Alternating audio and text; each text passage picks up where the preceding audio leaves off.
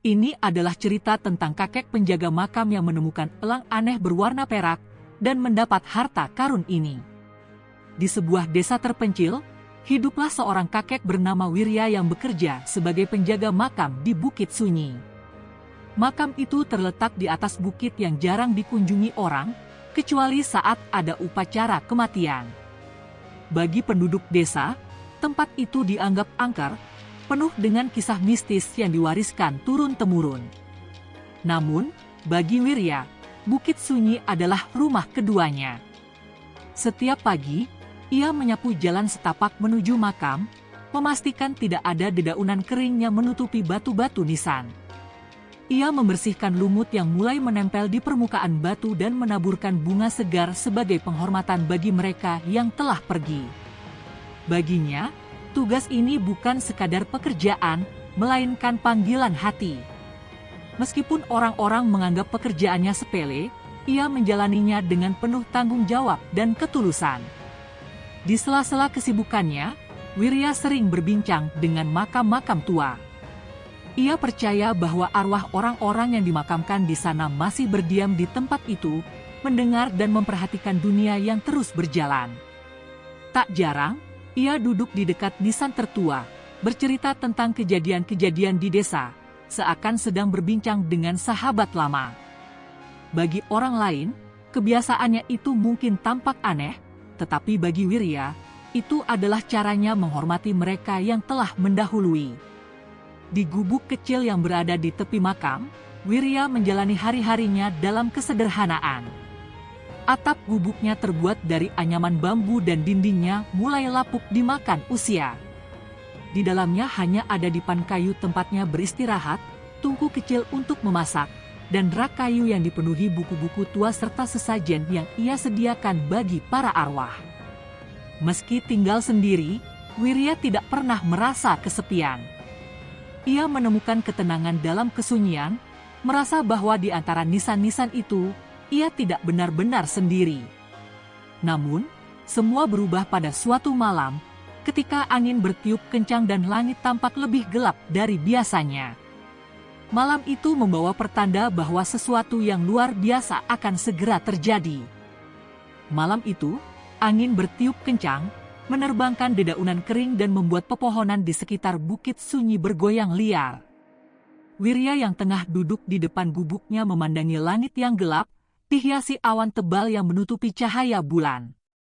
Hawa dingin menusuk kulitnya, membuatnya menarik selendang tua yang melingkari bahunya. Tiba-tiba, terdengar suara nyaring dari langit, pekikan tajam yang menggema di tengah pekatnya malam. Wirya menoleh ke atas dan melihat bayangan besar melintas cepat di antara awan. Seketika, sesuatu jatuh dari langit dengan keras ke tanah, tak jauh dari tempatnya duduk. Dengan hati-hati, ia bangkit dan melangkah mendekati sumber suara. Di tengah rerumputan yang bergoyang terkena angin, ia melihat sesosok burung besar tergeletak tak berdaya. Bulu-bulunya berwarna perak, berkilauan di bawah sinar petir yang sesekali menyambar dari kejauhan. Sayapnya terluka, dan napasnya terdengar lemah. Elang, gumam Wirya, berlutut untuk mengamati burung itu lebih dekat. Ia belum pernah melihat burung seperti ini sebelumnya. Warnanya begitu aneh, dan matanya, meskipun sayu karena kesakitan, memancarkan kilauan tajam yang terasa menusuk hingga ke dalam hati. Wirya merasakan ada sesuatu yang tidak biasa dengan burung ini. Seakan-akan elang perak ini membawa pesan tersembunyi yang belum ia pahami. Tanpa ragu, ia mengulurkan tangannya dan mengangkat burung itu dengan hati-hati, membawanya ke dalam gubuknya untuk dirawat. Malam yang seharusnya sunyi kini berubah menjadi awal dari sesuatu yang tak terduga. Wirya meletakkan elang perak itu di atas kain tua yang ia hamparkan di dekat perapian kecil di sudut gubuknya. Tubuh burung itu gemetar, napasnya tersengal, dan darah menetes dari luka di sayapnya. Dengan tangan terampil yang telah terbiasa merawat luka kecil selama bertahun-tahun, Wirya mengambil air hangat dan beberapa helai kain bersih untuk membersihkan luka burung itu. "Elang malang, bagaimana kau bisa jatuh dari langit seperti ini?" gumamnya lirih sambil membalut sayap burung itu dengan kain bersih. Mata burung itu membuka sedikit, menatap Wirya dengan tatapan yang seolah-olah mengerti kata-katanya. Wirya tertegun sejenak. Ia belum pernah merasakan hal seperti ini sebelumnya, sebuah tatapan yang begitu dalam dan penuh makna dari seekor hewan. Seakan-akan elang itu bukanlah burung biasa. Malam berlalu dengan perlahan. Wirya sesekali terbangun dari tidurnya untuk memastikan burung itu masih bernapas. Setiap kali ia membuka mata, ia melihat bulu perak elang itu berkilauan samar dalam redupnya api perapian. Pagi harinya, saat matahari mulai menyembul di ufuk timur, burung itu tampak sedikit lebih baik. Ia sudah bisa menggerakkan sayapnya meskipun masih lemah. Dengan penuh perhatian, Wirya menyiapkan sedikit air dan daging kering yang ia rendam agar lunak. Awalnya, burung itu tampak ragu, namun setelah beberapa saat, ia mulai mematuk makanan yang disodorkan Wirya. "Bagus, makanlah agar cepat pulih," ujar Wirya dengan suara lembut. Hari-hari berlalu, dan elang perak itu mulai menunjukkan tanda-tanda pemulihan. Luka di sayapnya perlahan mengering, dan ia mulai bergerak lebih aktif di dalam gubuk. Yang membuat Wirya semakin heran, setiap kali malam tiba, burung itu selalu menatap keluar jendela, seakan menanti sesuatu dari kegelapan malam. "Apa yang kau cari?" tanya Wirya suatu malam, namun tentu saja burung itu tak menjawab. Namun, tak lama kemudian, sebuah kejadian aneh terjadi. Elang perak itu mulai menggali tanah dengan cakarnya di salah satu sudut dekat pintu gubuk. Seakan ingin menunjukkan sesuatu yang tersembunyi di sana. Wirya memperhatikan dengan penuh rasa penasaran. Ia merasa ada sesuatu yang lebih besar sedang terjadi, sesuatu yang berhubungan dengan burung misterius ini. Dengan rasa penasaran yang semakin membuncah, Wirya mengambil cangkul kecil dan mulai menggali tanah di tempat yang ditunjukkan elang perak itu. Setelah beberapa kali mencangkul, ia merasakan sesuatu yang keras di dalam tanah. Perlahan, ia menggali lebih dalam hingga menemukan sebuah kotak kayu tua dengan ukiran kuno. Kotak itu tampak telah lama terkubur, ditutupi lumut dan tanah yang mulai mengeras. Dengan hati-hati, Wirya mengusap permukaannya, memperhatikan ukiran yang tampak seperti simbol kuno yang tak ia kenali. Elang perak itu mengeluarkan suara lirih, seakan mendesaknya untuk segera membuka kotak tersebut. Saat tutup kotak terbuka, cahaya redup keemasan terpancar dari dalamnya. Mata Wirya membelalak saat melihat isi kotak, gulungan perkamen tua, koin emas dengan simbol aneh, serta sebuah batu permata besar berwarna biru yang memancarkan cahaya mistis. Tangannya gemetar saat mengambil perkamen itu dan membuka gulungannya. Tulisan di atasnya menggunakan aksara kuno yang tak ia mengerti, namun di sudutnya terdapat gambar seekor elang bermahkota, mirip dengan burung yang kini ada di sampingnya. Ia menyadari bahwa ini bukan sekadar harta biasa, ini adalah awal dari misteri yang lebih besar. Wirya meneliti perkamen itu dengan saksama. Huruf-huruf di atasnya perlahan bersinar, membentuk kalimat dalam bahasa yang akhirnya ia pahami. Perkamen itu menceritakan kisah kuno tentang sebuah kerajaan yang hilang, harta tersembunyi, dan penjaga setia berbulu perak. Elang ini adalah penjaga terakhir kerajaan itu, bisik Wirya, menyadari bahwa burung itu bukan sekadar burung biasa. Tulisan dalam perkamen menyebutkan tentang sebuah petunjuk yang akan membimbing sang penjaga menuju rahasia yang telah lama terkubur. Dengan jantung berdegup kencang, Wirya menyadari bahwa petualangan baru telah menanti di hadapannya, dan masa lalunya mungkin lebih erat terkait dengan misteri ini daripada yang pernah ia bayangkan. Wirya menyadari bahwa dirinya tidak bisa mengabaikan pesan ini. Bersama elang perak, ia bersiap memulai perjalanan menuju tempat yang disebut dalam perkamen. Ia mengemasi beberapa perbekalan sederhana, beras, air, dan beberapa gulungan kain tua. Dengan langkah mantap, ia meninggalkan bukit sunyi, menapaki jalan setapak menuju desa. Di tengah perjalanan, Elang perak itu tiba-tiba mengepakkan sayapnya dengan kuat dan terbang ke depan, seolah-olah memberikan petunjuk arah. Wirya mengikutinya, melewati hutan lebat dan sungai kecil yang belum pernah ia jelajahi sebelumnya. Setelah berjam-jam berjalan, mereka tiba di sebuah gua tersembunyi yang dihiasi ukiran kuno di dindingnya. Mungkinkah ini bagian dari kerajaan yang hilang itu, gumam Wirya dengan napas tertahan. Dengan hati-hati, ia melangkah masuk, mempersiapkan dirinya untuk mengungkap misteri yang telah terkubur selama berabad-abad. Di dalam gua yang gelap dan sunyi, Wirya meraba dinding berbatu dengan hati-hati. Elang perak hinggap di pundaknya, matanya yang tajam mengamati setiap sudut ruangan. Cahaya redup dari celah batu membantu mereka melihat sedikit demi sedikit ukiran kuno yang tertanam di dinding. Di tengah gua, terdapat sebuah gerbang batu besar dengan simbol yang sama seperti yang ada di perkamen. Wirya mendekat dan merasakan aura kuat yang memancar dari gerbang itu.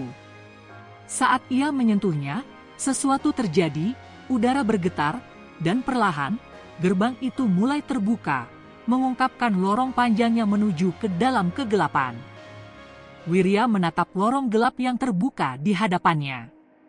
Udara di dalamnya terasa lebih dingin, dengan aroma tanah basah yang memenuhi hidungnya. Elang perak yang bertengger di bahunya mengeluarkan suara lirih, seolah memberikan isyarat bahwa mereka harus melanjutkan perjalanan. Dengan hati-hati, Wirya melangkah ke dalam lorong, menelusuri dinding yang dihiasi ukiran kuno. Tiba-tiba, ia melihat sesuatu berkilauan di sudut ruangan. Sebuah peti tua tertutup debu dan ditutupi ukiran yang mirip dengan simbol di perkamen yang ia temukan sebelumnya.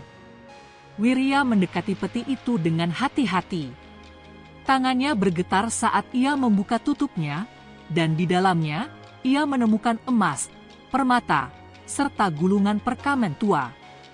Namun, yang lebih mengejutkan, ada sebuah belati kecil dengan gagang bertatahkan batu safir biru.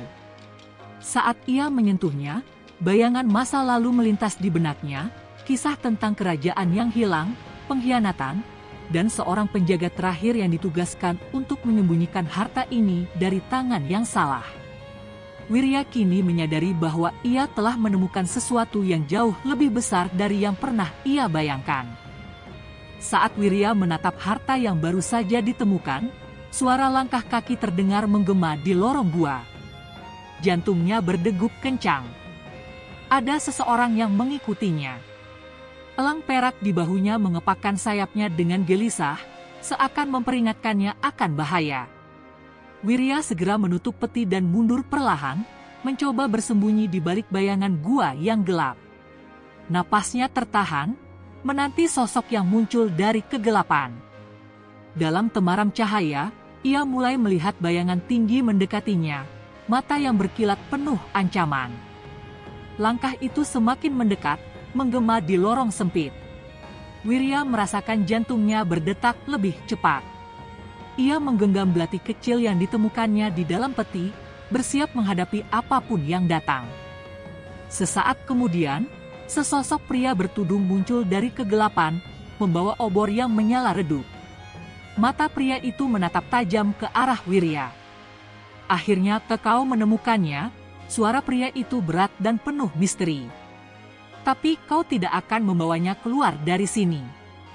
Wirya kini menyadari bahwa harta ini bukan hanya sekadar peninggalan kuno. Ada rahasia yang lebih besar di dalamnya, dan ia tidak sendirian dalam pencarian ini. Pria bertudung itu melangkah mendekat, wajahnya masih tersembunyi dalam kegelapan. Wirya mundur perlahan, merasakan dinding gua yang lembab di punggungnya. Elang perak di bahunya mengepakkan sayap dengan kuat, menatap pria itu dengan sorot mata tajam. Kau tidak boleh membawa harta itu keluar, suara pria itu menggema di gua yang sempit. Itu bukan untukmu. Wirya menggenggam belati kecil yang ia temukan dalam peti harta karun. Ia tidak tahu siapa pria ini, tetapi sorot matanya penuh dengan tekad dan ancaman. Siapa kau? Dan mengapa kau menginginkan harta ini? Tanya Wirya, suaranya tetap tenang meski jantungnya berdegup kencang. Pria itu tertawa pelan. Aku penjaganya, seperti nenek moyangku sebelumku. Harta ini hanya boleh dimiliki oleh mereka yang layak. Wirya tidak punya waktu untuk bertanya lebih lanjut. Pria bertudung itu tiba-tiba menghunus pedang pendek dari balik jubahnya dan menyerang dengan cepat. Wirya menghindar ke samping, nyaris menghindari sabetan pedang yang memantul di dinding batu. Elang perak di bahunya melonjak ke udara, mengepakkan sayapnya dengan keras hingga menerbangkan debu dan serpihan batu dari lantai gua. Serangan berikutnya datang lebih cepat. Wirya menangkis dengan belati, meski tenaganya tak sebanding dengan pria itu yang tampaknya lebih terlatih. Namun, bertahun-tahun bekerja sebagai penjaga makam telah memberinya kekuatan dan ketahanan yang tidak bisa diremehkan. Ia mengayunkan belati dengan cekatan, memaksa pria itu untuk mundur beberapa langkah. Elang perak tiba-tiba menyambar ke arah kepala pria itu, mencakar wajahnya dengan cakarnya yang tajam. Pria itu mengerang dan mundur, tangannya menutupi luka di pipinya. Kesempatan itu dimanfaatkan Wirya untuk menyerang balik. Ia menendang kaki pria itu, membuatnya kehilangan keseimbangan dan jatuh ke tanah. Pria itu menggeram, tetapi sebelum ia bisa bangkit, elang perak kembali menyerangnya. Kali ini, cakarnya mencengkeram bahu pria itu dengan kuat. Dalam kepanikannya, pria itu mencoba melepaskan cengkeraman elang, tetapi burung itu lebih cepat. Dengan kepakan kuat, ia mengangkat tubuh pria itu beberapa sentimeter dari tanah sebelum menjatuhkannya dengan kasar ke lantai gua.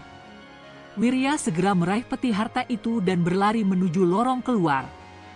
Ia bisa mendengar pria itu menggeram kesakitan di belakangnya, tetapi ia tidak berani berhenti. Cahaya samar di ujung lorong menjadi panduannya, satu-satunya jalan keluar dari kegelapan ini. Saat akhirnya ia keluar dari gua, udara malam yang dingin menyambutnya. Elang perak kembali hinggap di bahunya, napasnya terengah-engah seperti baru saja bertarung juga. Wirya menatap ke dalam gua, tetapi pria bertudung itu tidak mengejarnya. Entah ia telah menyerah atau merencanakan sesuatu yang lain, Wirya tidak tahu. Satu hal yang pasti, ia telah mendapatkan harta itu, tetapi pertanyaannya sekarang, apa yang harus ia lakukan dengan sesuatu yang mungkin lebih dari sekedar emas dan permata?